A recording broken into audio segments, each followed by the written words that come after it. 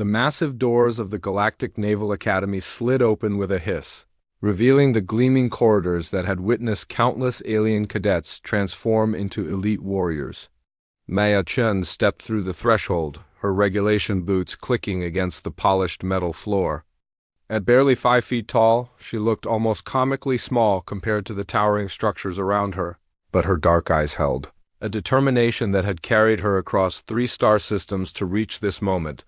The Academy's main hall buzzed with activity as hundreds of cadets from dozens of species moved between classes.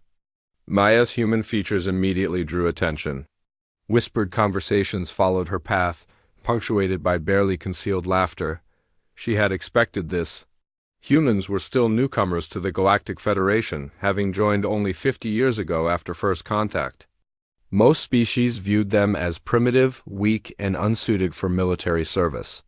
"Look at that tiny thing," sneered a Korathi cadet, his reptilian features twisted in amusement. Standing nearly 8 feet tall with natural armor plating and razor-sharp claws, he represented everything the galaxy considered militarily superior. Did they really send a human to the Academy? His companion, a Vexhai with 4 arms and enhanced reflexes, clicked her mandibles in what passed for laughter among her kind. "I heard humans can barely lift their own body weight." "How does it expect to handle military equipment?" Maya kept walking, her face neutral. She had heard worse during her journey here. The transport captain had suggested she reconsider her career choice. The customs officer at the space station had asked if she was lost. Even the Academy's admission officer had double-checked her. Paperwork 3 times, seemingly unable to believe a human had qualified for entry. The Combat Simulation Center loomed ahead, a massive facility where cadets honed their skills using advanced holographic technology.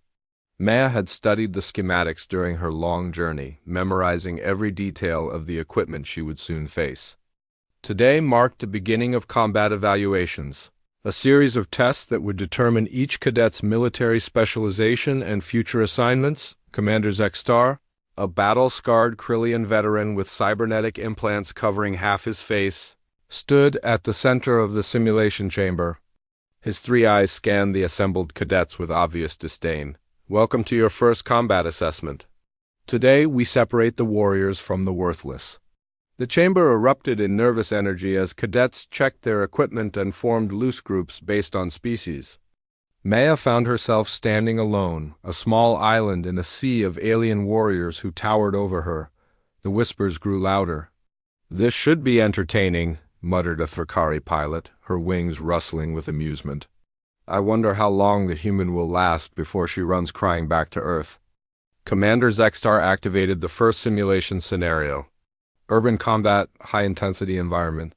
You will be evaluated on tactical awareness, weapon proficiency, and survival instincts. Begin when the alarm sounds. The chamber transformed. Around them, holographic buildings rising from the floor as the familiar Academy walls disappeared. Maya found herself standing in a war-torn cityscape, complete with rubble, smoke, and the distant sound of weapons fire. Her assigned weapon materialized in her hands, a standard-issue plasma rifle, designed for multi-species use. The alarm shrieked through the simulated environment, and chaos erupted immediately. The larger cadets charged forward with overwhelming force, relying on their natural advantages. Korathi cadets used their claws and armor to smash through obstacles. Vexhai pilots moved with lightning speed, their 4 arms allowing them to operate multiple weapons simultaneously. Thrakari warriors took to the air, raining fire from above. Maya did something different. She dropped low, using the rubble for cover as she analyzed the battlefield. Her human eyes, evolved for persistence hunting on ancient Earth, tracked multiple targets simultaneously. While her classmates announced their presence with roars and battle cries, she moved silently through the shadows. The first target appeared around a corner, a holographic enemy soldier armed with heavy weapons. Before the other cadets could react, Maya's plasma rifle discharged with surgical precision. The target dissolved, eliminated with a single shot to the critical systems. She was already moving to her next position when the Korathi cadet, who had mocked her earlier, finally reached the same area. He found nothing but empty space and the fading energy signature of her perfect shot. Where did it go? He rumbled, his reptilian head swiveling in confusion. Maya had learned something the others hadn't considered. The simulation wasn't just testing raw physical power or speed. It was evaluating tactical thinking, resource management, and adaptability under pressure. While her classmates exhausted themselves in frontal assaults, she conserved energy and ammunition, striking only when victory was certain. The urban environment provided countless opportunities for creative problem-solving. Where others saw obstacles, Maya saw advantages. A collapsed building became a sniper's nest. A narrow alley became a choke point for larger enemies. Every disadvantage of her smaller size transformed into a tactical benefit. 20 minutes into the simulation, the scoreboard showed something that made every cadet stop and stare. Maya-chan, the small human they had dismissed as weak and worthless, held the highest elimination count. She had outperformed warriors bred for combat, pilots enhanced with cybernetic reflexes, and soldiers trained from birth in military tactics. The whispers changed in tone. Confusion replaced mockery. How was this possible? How could something so small and seemingly fragile outfight creatures designed by evolution and genetic engineering to be perfect warriors? Commander Zexstar watched the readouts with growing interest. His cybernetic eye zoomed in on Maya's position, tracking her movements through the simulated battlefield. She moved like water, flowing around obstacles and striking with perfect efficiency. Every shot found its mark. Every tactical decision proved correct. The simulation's difficulty increased automatically, responding to the cadets' performance levels. New enemies appeared, armed with heavier weapons and advanced armor. The environmental hazards multiplied. The urban landscape became a maze of death and destruction. Maya adapted instantly. She began using the environment itself as a weapon, triggering controlled collapses that eliminated multiple targets simultaneously. She salvaged equipment from defeated enemies, upgrading her arsenal without requesting additional supplies. Most remarkably, she began coordinating the unconscious movements of her fellow cadets, using their positions to create crossfires and tactical advantages they didn't even realize they were providing. The final alarm sounded, ending the simulation. As the holographic environment faded away, revealing the familiar academy chamber, every eye turned to the scoreboard. The numbers glowed in stark, undeniable reality. Maya-shun, 847 points. The second-place cadet, a genetically enhanced Korathi warrior, had managed only 423 points. The silence that followed was absolute. For the first time since arriving at the academy, Maya smiled. The academy's cafeteria had never been quieter. Maya sat alone at a small table near the viewing ports, watching distant stars wheel slowly past as the station maintained its orbit around. Kepler Prime, her meal tray held standard Federation rations, designed to meet the nutritional needs of dozens of species, though she suspected they truly satisfied none around her. Clusters of alien cadets spoke in hushed tones. The morning simulation results had shattered assumptions that many had held their entire lives. The score differential wasn't just impressive. It was impossible according to everything they had been taught about human capabilities. There must have been a malfunction, insisted Korax, the same Korathi who had mocked Maya earlier. His claws scraped against the metal table as he gestured emphatically. The simulation computers aren't calibrated for primitive species. That's the only explanation. His dining companions nodded, but their agreement seemed forced. Vex-High pilot Zenora flexed her forearms nervously. My tactical analysis systems recorded her movements. She wasn't lucky. Every decision was calculated, every shot deliberate. I've never seen anything like it. The doubt was spreading. Maya could feel it rippling through the room like waves from a dropped stone. These cadets had been raised on stories of their species' military supremacy. Korathi were bred for war, their natural armor and enhanced strength making them nearly invincible in close combat. Thrakari pilots possessed reflexes that could track objects moving at significant fractions of light speed. Vex-High multi-limbed anatomy allowed them to operate complex weapon systems that would Overwhelmed single-arm species. Humans had none of these advantages. They were small, slow, weak, and equipped with only basic sensory capabilities. By every logical measure, they shouldn't be able to compete with purpose-built warrior races. Maya finished her meal in silence and made her way to the Academy's extensive library.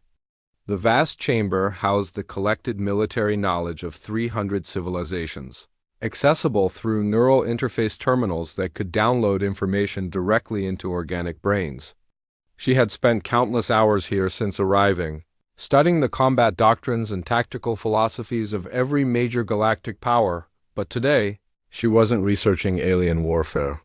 She was studying human history, searching for patterns that might explain her performance in the simulation. Her personal datapad contained extensive files on Earth's military evolution. Downloaded before her departure from the Sol system, the data painted a disturbing picture. Humans had spent their entire evolutionary history fighting each other with increasingly sophisticated methods, while other species had developed specialized roles in stable ecosystems. Humans had faced constant warfare against their own kind. They had survived ice ages, volcanic winters, and global catastrophes that would have driven other species to extinction more significantly. They had learned to wage war against opponents who possessed every possible advantage. Early humans had hunted megafauna with primitive weapons, using intelligence and persistence to bring down creatures that outweighed them by orders of magnitude. Later civilizations had developed asymmetric warfare to such a sophisticated degree that small groups could defeat vastly superior forces through tactical innovation. Maya's research was interrupted by the arrival of instructor Valthara, an elderly Celestian whose crystalline features glowed with soft inner light. The Celestians were among the galaxy's most respected military theorists, their long lifespans allowing them to study warfare across geological timescales. Cadet Chun, Valthara's voice resonated through subsonic frequencies that Maya felt as much as heard. Your performance today has generated considerable discussion among the faculty. Maya straightened in her chair. Yes, instructor. I hope I performed adequately. The crystal being's form shimmered with what might have been amusement. Adequately. An interesting choice of words for the highest single simulation score in Academy history. The statement hung in the air between them. Maya had broken records, but she sensed that this conversation would determine whether her achievement was celebrated or dismissed as an anomaly. Tell me, Cadet, Valthara continued, what do you know of the Hegemony Wars? Maya's blood chilled. Every species in the Federation knew that name. 3,000 years ago, an alliance of aggressive civilizations had nearly conquered the entire galaxy before being stopped at enormous cost. The war had lasted for centuries and reshaped galactic civilization. The hegemony forces used superior numbers and advanced technology to overwhelm their enemies, Maya replied carefully. They were eventually defeated by a coalition of free worlds.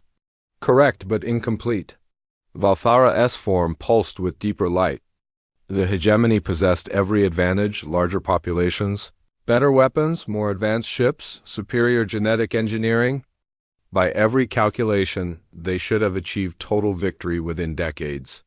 Maya waited, sensing that this lesson had profound implications for her future. They were defeated by a species that should never have been able to resist them. The Zethkri were small, physically weak, and possessed minimal natural weaponry. Sound familiar? The comparison was obvious and deeply unsettling. Maya had never heard of the Zethkri before, which suggested their story had been deliberately obscured from general knowledge. The Zethkri developed what they called shadow warfare, Valthara continued. They refused to engage in direct combat where their enemies held advantages. Instead, they attacked infrastructure, disrupted supply lines, and turned the hegemony's strength against itself. Every victory cost the hegemony more than they could afford to lose.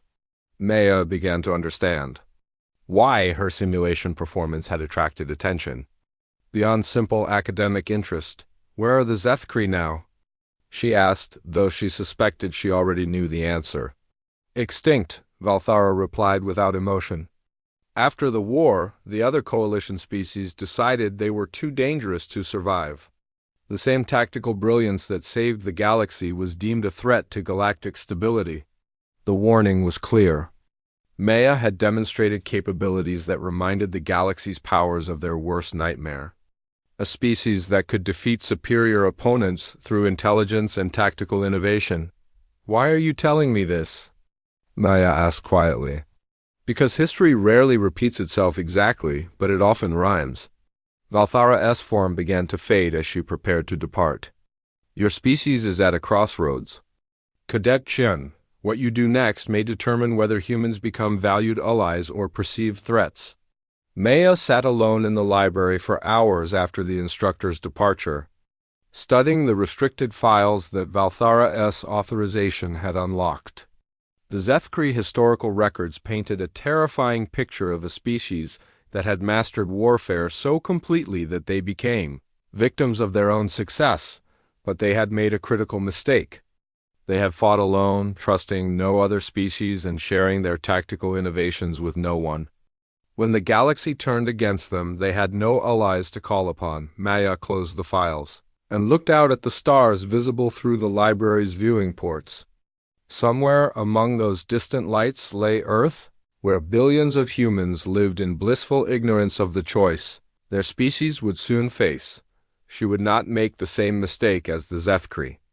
If humans were going to survive in this galaxy, they would need to prove they could be trusted partners, not just dangerous opponents. Tomorrow's simulations would test different aspects of military capability.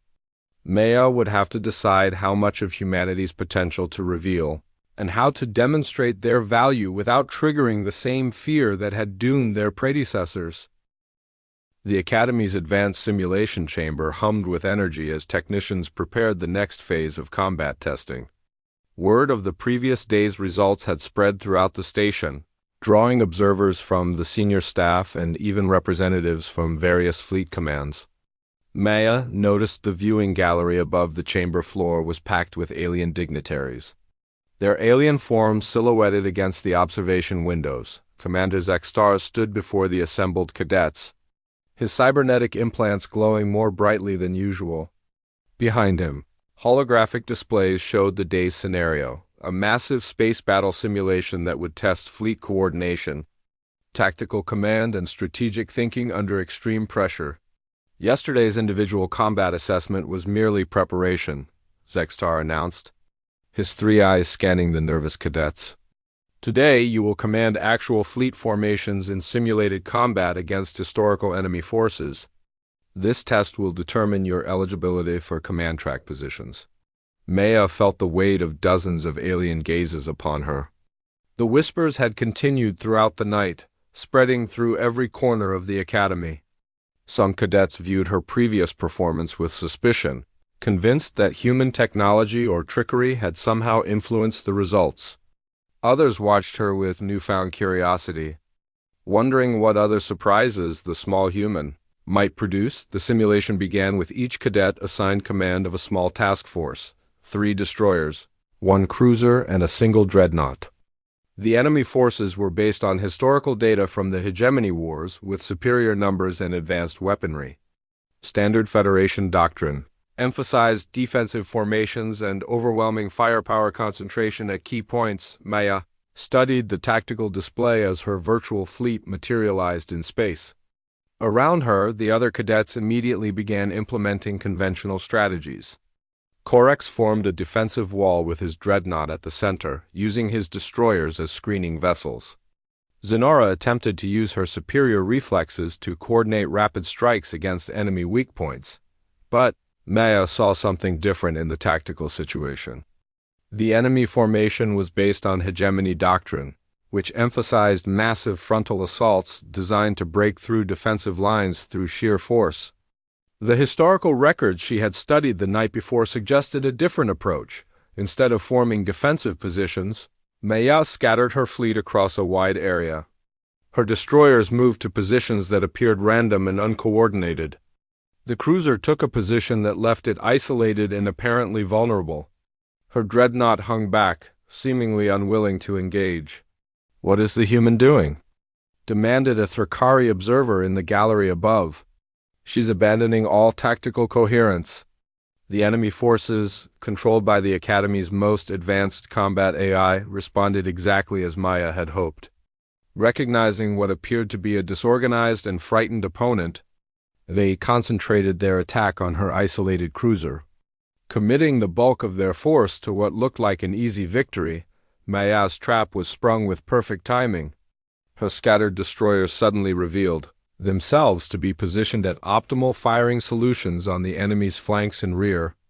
The vulnerable cruiser was equipped with enhanced shielding and served as bait, absorbing the enemy's initial assault while Maya's other vessels devastated their formations. Most critically, her seemingly reluctant dreadnought had been positioned to exploit the exact weakness that the Zethkri had identified in hegemony formations 3 millennia earlier.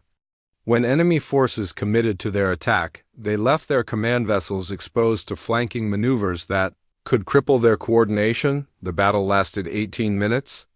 When the simulation ended, Maya's task force had achieved complete victory with minimal losses. Around her, other cadets stared at their own displays showing various degrees of defeat or Pyrrhic victory. Commander Zextar's expression was unreadable as he reviewed the tactical logs. Cadet Chian, explain your strategic reasoning. Maya took a breath, knowing that her answer would be dissected by every military mind in the observation gallery. The enemy AI was programmed with hegemony tactical doctrine. I use their own assumptions against them. Elaborate. Hegemony forces expected opponents to fight conventionally because that's what they had always faced. They were psychologically unable to adapt to asymmetric tactics, because their entire military philosophy was based on overwhelming superiority. By appearing weak and disorganized, I encouraged them to commit to attacks that exposed their critical vulnerabilities. The chamber fell silent. What Maya was describing wasn't just tactical innovation. It was psychological warfare at a level that most species couldn't even comprehend. A new voice cut through the silence. Cadet Chun, this is Admiral Korath of the Fleet Strategic Command. The speaker was a massive Korathi, even larger than the cadets, with scars that spoke of countless battles. Your tactical approach shows similarities to certain historical events. Where did you learn these methods? Maya felt the trap closing around her. This was the moment Valthara had warned her about. Her answer could determine not just her own future, but humanity's place in the galactic community. Admiral, these aren't alien methods. They're human methods. My species has been developing these approaches for thousands of years, primarily against other humans who possess superior resources or technology. The admission sent ripples of shock through the observation gallery. A species that had spent millennia fighting itself with such sophistication was unprecedented in galactic history. Admiral Korath leaned forward. You're telling us that humans regularly wage war against opponents with superior capabilities? Yes, sir. Human history is largely the story of smaller forces defeating larger ones through tactical innovation, psychological warfare, and resource management. We call it asymmetric warfare, and it's been our primary military doctrine since before we developed spaceflight. The implications were staggering. Most galactic civilizations fought within established parameters, using recognized tactics against enemies of roughly equal capability. The idea of systematically developing methods to defeat superior opponents was both fascinating and terrifying. Dr. Vexahan, a renowned Celestian military theorist, spoke from the gallery. Cadet Chun, are you suggesting that humans could develop countermeasures against any military force, regardless of technological superiority?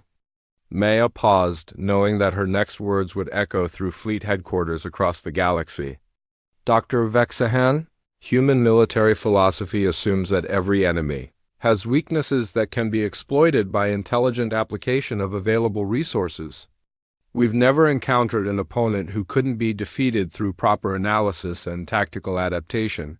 The silence that followed was pregnant with possibility and danger. Maya had just informed the galaxy's military leadership that humans viewed every potential opponent as a solvable puzzle, regardless of apparent advantages. Commander Zextar cleared his throat. All cadets are dismissed except Cadet Chun. Report to Conference Room Alpha immediately. As the other cadets filed out, Maya caught fragments of their whispered conversations. Fear was beginning to replace curiosity. The small human who had seemed amusing yesterday was now being recognized as the harbinger of something much larger and more dangerous. Maya walked toward Conference Room Alpha, knowing that she was about to face questions that would determine not just her own fate, but the future relationship between humanity and the rest of the galaxy. Behind her, the tactical displays still showed the smoking remains of the enemy fleet she had destroyed with methods that no alien species had ever conceived. In the observation gallery, emergency communications were already being sent to fleet commands throughout Federation space. The human problem was no longer theoretical. Conference Room Alpha was designed for high-level strategic meetings, its polished surfaces reflecting the soft blue glow of holographic star charts that surrounded the central table. Maya entered to find herself facing a semicircle of the galaxy's most senior military minds: Admiral Koreth, Dr. Vexahan, Instructor Valthara, and three other figures she didn't recognize but whose bearing suggested immense authority. The central chair was occupied by Fleet Marshal Vexva, an ancient Etherian whose translucent form seemed to shift between dimensions. The Etherians were among the Federation's founding species, their mastery of space-time manipulation making them nearly godlike in their capabilities. For a marshal to personally attend this meeting spoke to the gravity of the situation. Cadet Chun, Marshal Vexva's voice resonated through multiple spectrums simultaneously. Please be seated. What we discuss here will determine the future of human Federation relations. Maya took the single chair positioned across from the panel, acutely aware that she was no longer just a cadet being evaluated. She was a representative of her entire species, facing a tribunal that could reshape humanity's place in the galaxy. Admiral Koreth activated a holographic display showing fleet movements throughout Federation space. Cadet, are you aware that human merchant vessels have been observed in every major shipping lane across our territory?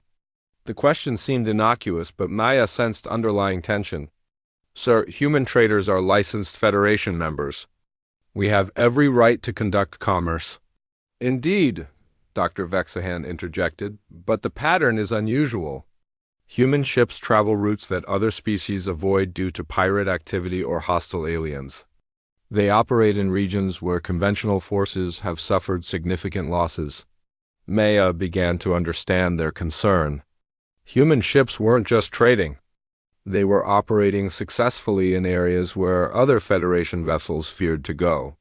Human merchants tend to be resourceful, Maya said carefully. Earth's history of sea-based commerce taught us to deal with pirates and hostile environments. Marshal Vexva leaned forward, her ethereal form solidifying slightly. Cadet, our intelligence services report that human vessels have never lost a cargo shipment to piracy. Not one. In regions where other species lose 30% of their ships, humans achieve perfect success rates. How? Maya realized she was walking into a minefield. Human success in dangerous regions wasn't due to superior technology or overwhelming force. It was due to methods that might seem disturbing to species that fought conventionally. We prepare for threats that others don't anticipate, she answered diplomatically. Elaborate. Admiral Koreth demanded. Maya took a breath, knowing that honesty might doom her species, but that lies would be easily detected by beings with centuries of interrogation experience. Human merchants study pirate psychology and behavior patterns. We don't just avoid attacks. We manipulate the situation to make pirates attack more profitable targets instead. Sometimes we feed information to rival pirate groups, causing them to fight each other instead of targeting our ships. The room fell silent. What Maya was describing wasn't just commerce. It was strategic manipulation of criminal organizations on a galactic scale. Dr. Vexahan's crystalline form pulsed with agitation. You're telling us that humans routinely manipulate hostile forces without their knowledge? Sir, we prefer to think of it as problem-solving. When faced with a threat we can't defeat directly, we look for ways to redirect or neutralize it through indirect methods. Instructor Valthara spoke for the first time since Maya had entered. Cadet, show them the Barcelona incident. Maya's blood went cold. The Barcelona incident was classified information from Earth's archives, not something that should be known to alien intelligence services. I'm not familiar with any Barcelona incident.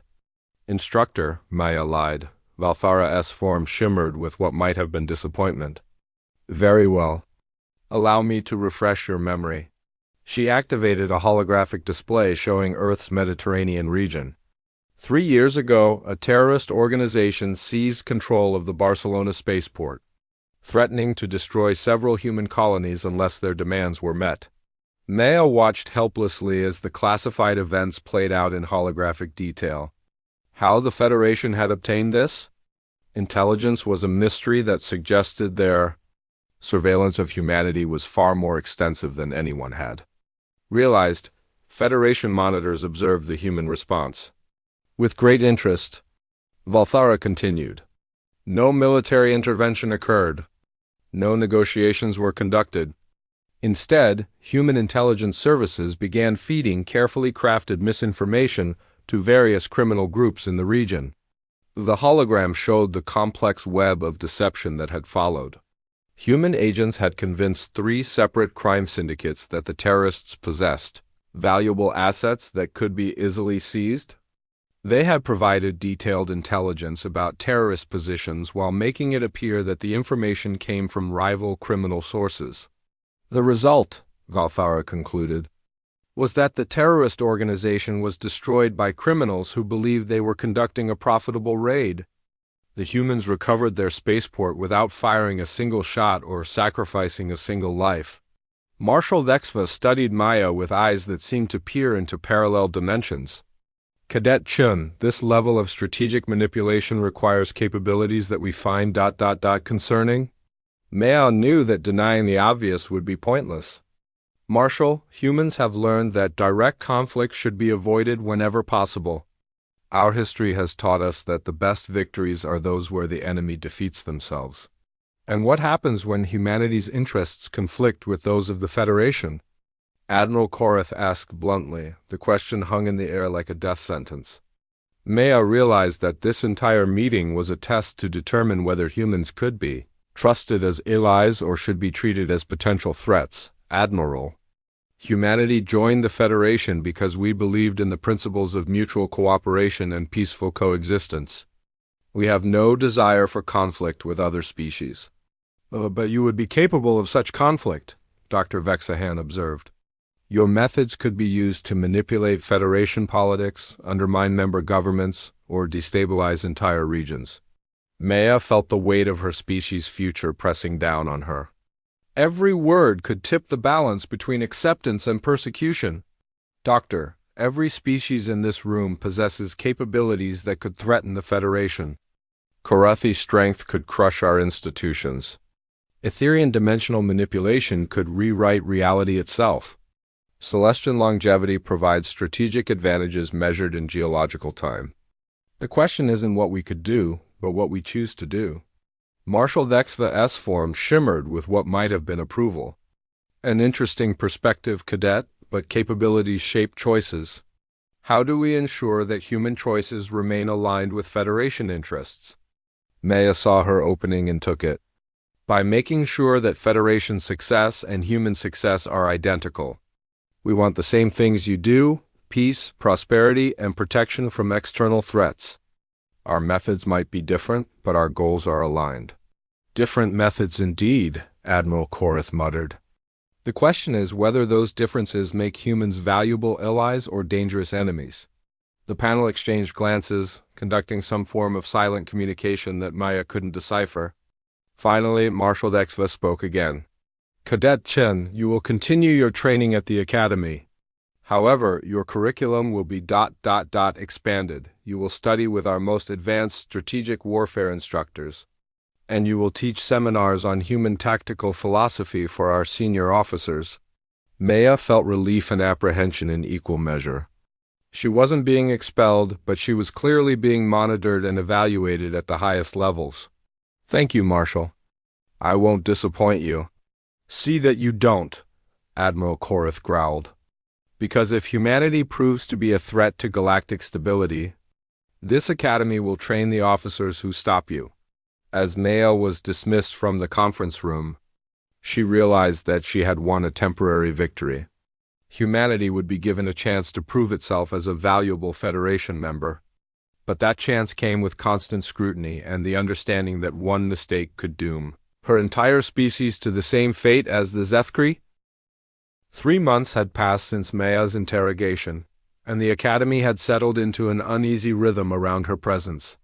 Her specialized training sessions with senior instructors had become legendary among the cadet population, not for their content, which remained classified, but for the reactions they produced in battle-hardened veterans. Maya made her way through the Academy's corridors toward Tactical Analysis Chamber 7, where she would be conducting her first seminar for senior officers.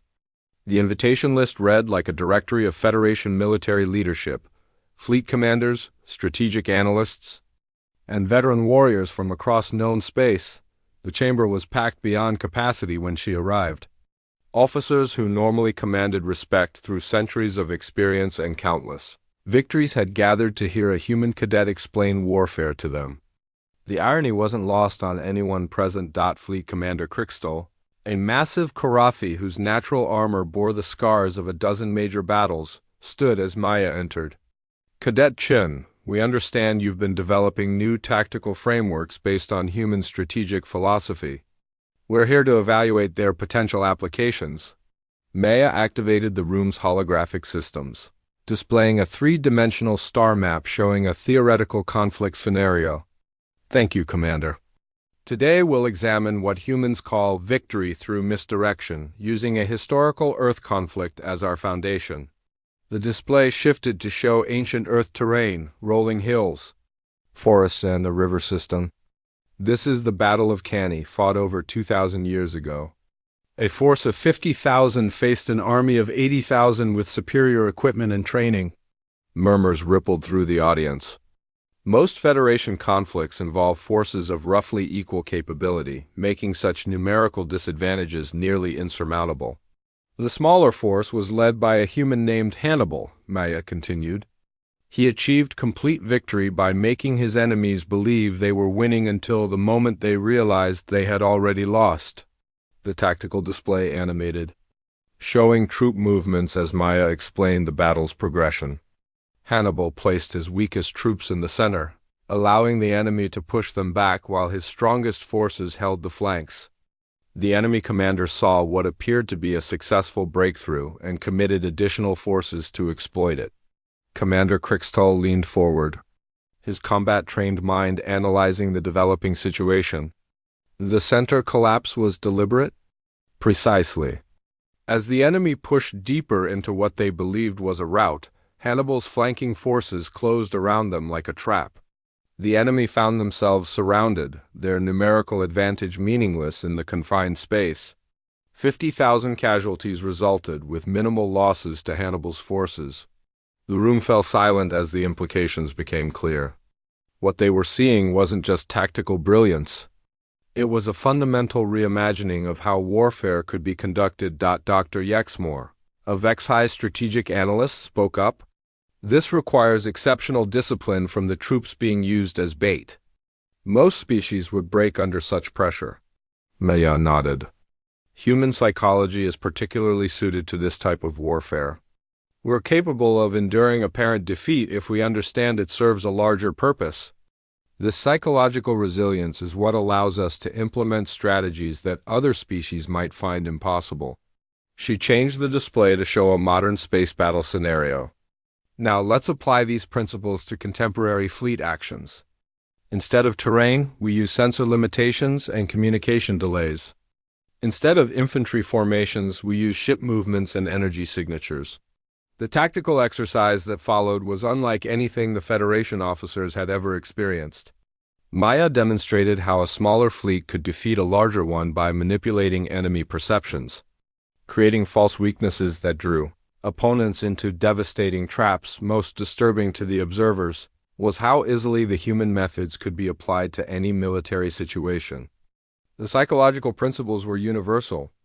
requiring only adaptation to local conditions and enemy psychology. Admiral Vorthak, a Thrakari veteran of the border wars, asked the question that everyone was thinking, Cadet Chun, how do we defend against these tactics? Maya paused, knowing that her answer would determine how humanity was viewed going forward. Admiral, the best defense is understanding the methodology. An enemy who knows these principles can counter them. That's why I'm sharing them with you. The statement was both reassuring and chilling. Maya was essentially providing the Federation with the tools to defeat human tactics while simultaneously demonstrating humanity's willingness to sacrifice tactical advantages for political trust. Commander, Krickstall stood again. Cadet, in your assessment, could these methods be used to defeat the hegemony should they return? The question sent shock waves through the assembled officers. The possibility of hegemony resurgence was the Federation's greatest nightmare, and conventional doctrine assumed that only superior numbers and technology could prevent another catastrophic war. Maya considered her words carefully. Commander, the hegemony's strength lay in their ability to overwhelm opponents through superior force and coordination. Human tactics would focus on disrupting that coordination and turning their strength against them. We wouldn't meet them in direct battle. We would make them fight the war we chose instead of the war they preferred. Elaborate. Hegemony doctrine assumed that enemies would fight conventionally because that's all they had ever faced. We would attack their supply lines, communication networks, and command structures while avoiding their military forces entirely. We would turn their subject species against them by demonstrating that resistance was possible. We would make their victories so costly that their empire became unsustainable. Dr. Yexmore's mandibles clicked rapidly, a sign of extreme agitation. You're describing the systematic dismantling of an interstellar civilization through psychological and economic warfare. Doctor, I'm describing how humans would approach an enemy that couldn't be defeated through conventional means. We've had to develop these methods because we've rarely been the strongest force in any conflict. Marshal Kreneta, who had remained silent throughout the presentation, finally spoke. Cadet Chen, what you've described today represents a fundamental shift in how we understand warfare. These concepts will require months of analysis and integration into our existing doctrines. Maya sensed an opportunity. Marshal, I could provide additional training to your strategic staff. Human military history contains thousands of similar examples, each applicable to different scenarios. The offer hung in the air between them. Maya was essentially proposing to restructure Federation military thinking around human concepts of asymmetric warfare. We'll consider your proposal, Marshal Kreneta replied diplomatically. For now, continue your academy training. We'll be monitoring your progress with great interest. As the officers filed out of the chamber, their conversations buzzed with excitement and apprehension. Maya had given them powerful new tools while simultaneously demonstrating why humanity might be the most dangerous species they had ever encountered. Fleet Commander Krickstall approached her as the room emptied. Cadet Chen, I've fought in 17 major engagements across 4 decades of service. Today was the first time I've genuinely feared for the Federation's future. Maya looked up at the towering Korethi warrior, confused. Sir, not because of external threats, he clarified. Because I realized that if humanity ever chose to become an enemy, we wouldn't see them coming until it was far too late. As Maya left the chamber, she realized that her demonstration had been both a triumph and a warning. She had earned the Federation's respect, but she had also confirmed their deepest fears about human capabilities. The question now was whether that respect would translate into trust, or whether humanity would find itself isolated and watched like a dangerous predator in a cage.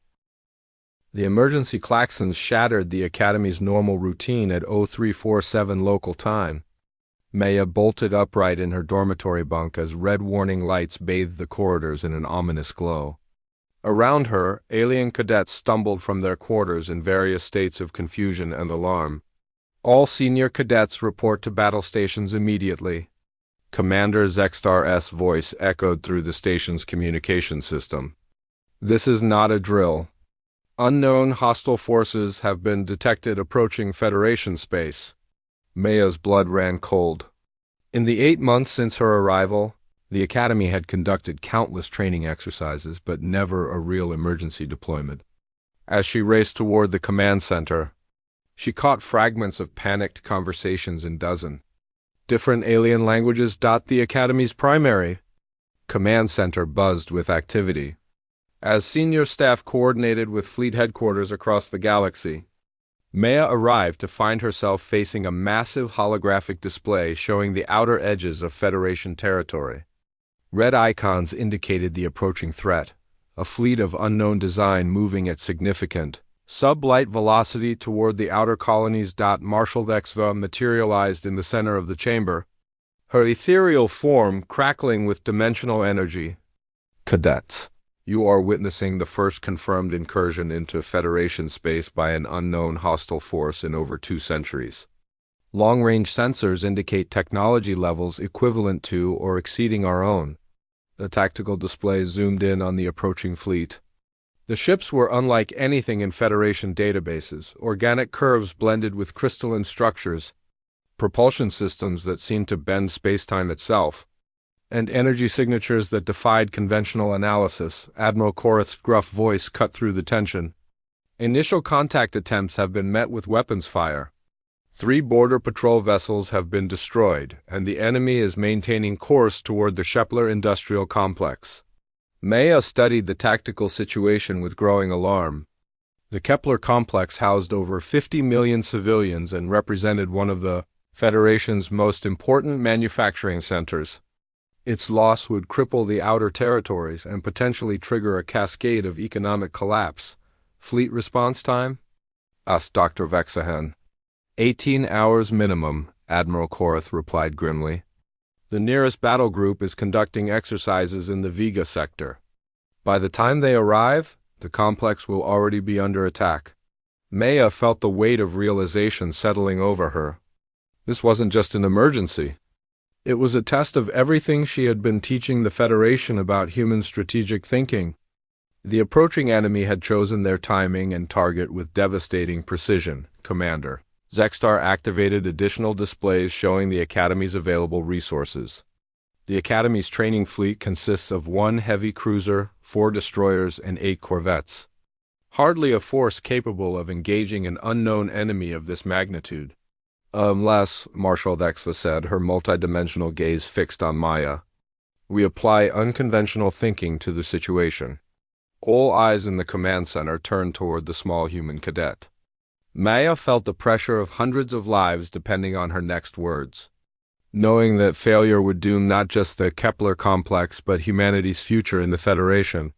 May I see the complete tactical analysis? Maya asked, her voice steady despite her racing heart. The displays expanded to show everything the Federation knew about the approaching threat. Maya studied the data with the analytical skills that 8 months of intensive training had honed to perfection.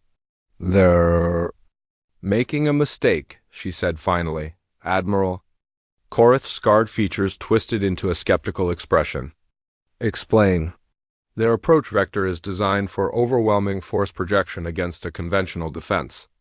They're counting on intimidation and superior firepower to achieve rapid victory. But they're also broadcasting their intentions across multiple spectrums, making no attempt at stealth or deception. Maya manipulated the display to highlight energy patterns from the enemy fleet. They want us to see them coming. This isn't just an attack. It's a demonstration designed to break Federation morale. Marshal Xva leaned forward. Continue. In human terms, they're playing psychological warfare, but they're using tactics designed for species that think conventionally. They expect us to either flee in panic or mount a hopeless defensive action. Maya began sketching an alternative approach on the tactical display. Instead, we give them what they're not expecting, an enemy that uses their own psychological warfare against them. The plan that emerged was audacious beyond anything the Federation had ever attempted.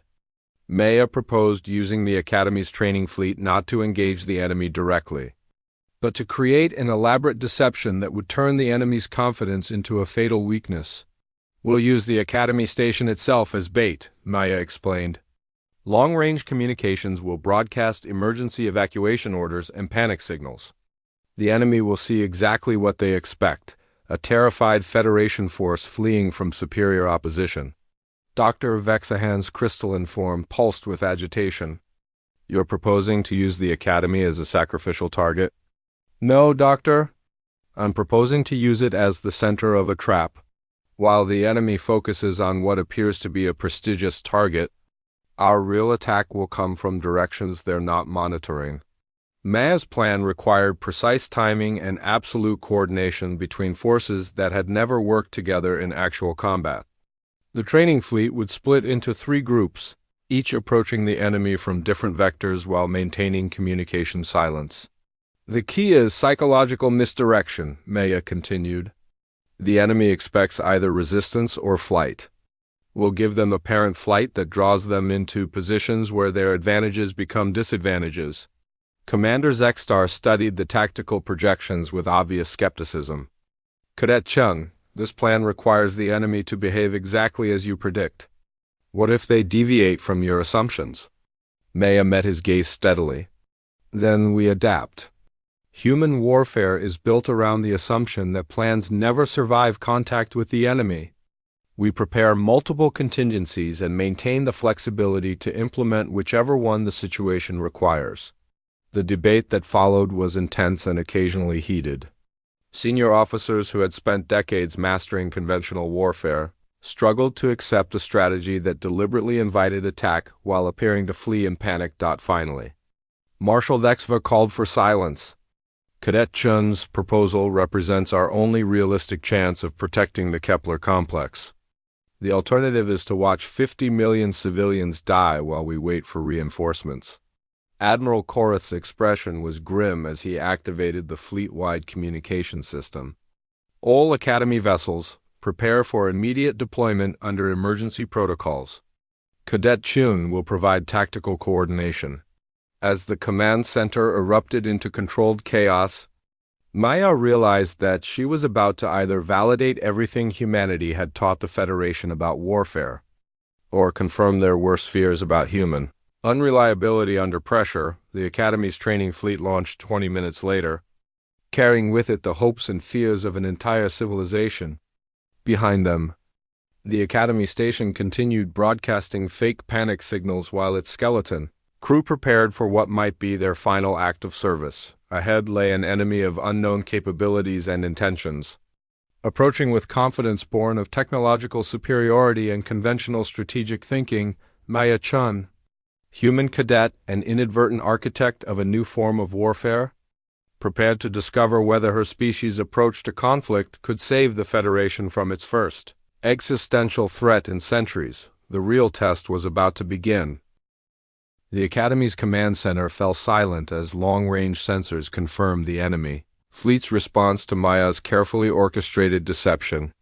The hostile vessels had taken the bait completely, altering course to pursue what appeared to be a fleeing Federation training squadron while ignoring the abandoned Academy station. Enemy fleet is maintaining pursuit vector, reported sensor technician Klexva. Her Vexhai multiple arms working frantically across her control interfaces. They're gaining on our apparent retreat formation. Maya studied the tactical display with intense concentration. Everything depended on timing that had to be measured in seconds rather than minutes. The enemy commander was demonstrating exactly the psychological weakness. She had identified overconfidence in the face of an apparently inferior opponent. Phase 2 initiation in 90 seconds. Maya announced to the command staff. Around her, alien officers who had initially doubted human tactical methods now watched her every move with fascination and growing respect. The enemy fleet consisted of 12 vessels, each significantly larger than anything in the Academy's training squadron. Their organic crystalline hulls pulsed with unknown energy patterns, and their weapon systems showed power readings that dwarfed Federation standard armaments. By every conventional measure, They should have been able to eliminate the Academy forces without significant effort, but Maya wasn't fighting conventionally. Enemy commander is broadcasting, Communications Officer Therix reported. Translation indicates demands for immediate surrender. Ignore it, Maya replied calmly. Let them think we're too panicked to respond properly. The pursuing enemy vessels had unknowingly positioned themselves exactly where Maya needed them. Their formation was designed for pursuing fleeing opponents, concentrating firepower forward while leaving flanks and rear approaches vulnerable.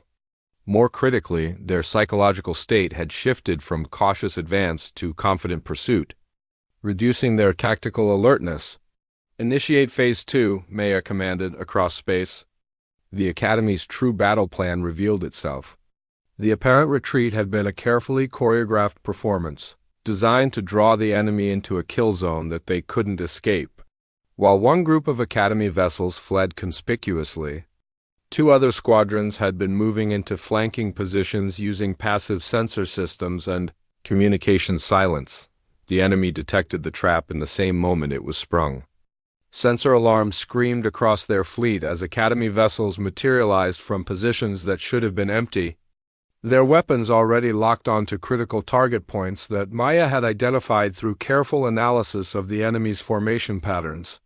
Direct hits on enemy vessels 4, 7 and 11, reported Weapons Coordinator Vash-2. Their shields are adapting to our weapon frequencies, but the initial damage is significant. Maya had anticipated this adaptation. Implement frequency rotation pattern Omega. All vessels switch to kinetic weapons for secondary attacks. The battle that followed lasted only 8 minutes. But those 8 minutes validated everything Maya had taught the Federation about human approaches to warfare. The enemy possessed superior technology, but their tactical doctrine couldn't adapt quickly enough to counter an opponent who refused to fight according to expected patterns. Maya's forces struck from directions the enemy hadn't monitored, using weapons combinations they hadn't prepared for, and employed psychological pressure they hadn't anticipated. When the enemy attempted to regroup for a conventional engagement, they found themselves scattered across a vast area with their formation integrity broken and their communications disrupted. Enemy flagship is requesting parley. Communications Officer Therix announced with obvious astonishment. The command center fell silent. In less than 30 minutes, a human cadet had achieved what Federation military doctrine would have considered impossible: the defeat of a technologically superior enemy force using inferior numbers and equipment. Marshal Vexva's ethereal form solidified as she materialized beside Maya's position. Cadet Chun, accept the enemy's surrender but maintain tactical advantage. We need to understand who they are and what they want. The parley that followed revealed information that shocked everyone present. The enemy identified themselves as the Kithra Collective, an ancient civilization that had been observing Federation space for over a century. Their attack hadn't been an invasion attempt. It had been a test. We sought to evaluate Federation military capabilities, explained the Kithra commander through the communication link. Our analysis indicated that your forces relied on conventional tactics and superior numbers. We believed you would be unable to resist our expansion into this region. Maya felt a chill as she realized the implications. You were testing our defenses to determine if we were worth conquering. Precisely. But your tactical approach. WS unexpected, we had not encountered strategic thinking of this sophistication since the ancient Zethkri conflicts. The reference to the extinct Zethkri sent ripples of tension through the command center. Maya realized that her victory had attracted attention from civilizations that remembered the galaxy's most dangerous military innovators. What are your intentions now? Marshal Vexva asked. We withdraw our expansion plans and request formal diplomatic contact with your Federation. Any civilization capable of producing such tactical innovation deserves our respect rather than our conquest. As the enemy fleet departed under escort toward Federation diplomatic facilities, Maya found herself surrounded by senior officers whose expressions ranged from amazement to concern. Admiral Korath was the first to speak. Cadet Chen, you've prevented a war and gained the Federation a potential new ally. But you've also demonstrated capabilities that will change how every civilization in the galaxy views humanity. Maya nodded, understanding the weight of what had occurred. Sir, I've shown that human methods can be effective against unknown opponents. But I've also proven that we can be trusted to use those methods in defense of Federation interests. Commander Zextar approached. His usually stern expression softened with something approaching admiration. Cadet Chun, your academy record will reflect the highest commendation possible for a training exercise. But more than that, you've earned something far more valuable. Sir? Respect. Not just from the Federation military, but from every species that witnessed today's engagement. You've proven that humans belong among the galaxy's strategic elite. The celebration that followed was unlike anything the Academy had ever seen. Cadets who had initially viewed Maya with suspicion or amusement now sought her out for tactical advice and strategic consultation. The human who had been mocked for her small size and apparent weakness was now recognized as the architect of one of the most brilliant military victories in recent galactic history, but Maya understood that her real victory wasn't the defeat of the Kithara Collective. It was the demonstration that humanity could be trusted with dangerous capabilities. Unlike the Zethkri, who had fought alone and earned the galaxy's fear, humans had proven they would use their tactical innovations to protect their allies rather than dominate them. 3 months later, Maya Chun graduated from the Galactic Naval Academy with the highest honors in the institution's history. Her assignment was to Fleet Strategic Command, where she would work with the galaxy's finest military minds to develop new defensive doctrines based on human strategic principles. As she stood in the Academy's main hall for the final time, Maya reflected on the journey that had brought her from a dismissed human cadet to a respected strategic innovator. The whispers that followed her now were filled with admiration rather than mockery, and the aliens who surrounded her had become colleagues and friends rather than skeptical observers. Humanity had found its place in the galaxy not through superior strength or advanced technology, but through the same quality that had carried them across ancient Earth's battlefields, the ability to find victory. Where others saw only certain defeat, the stars beyond the Academy's viewing ports held infinite possibilities, and Maya Chun walked toward them with confidence that whatever challenges awaited, humanity would face them with intelligence, innovation, and the hard-earned respect of the galaxy's greatest civilizations. Her combat scores had indeed silenced the room. But more importantly, they had given her species a voice in shaping the galaxy's future.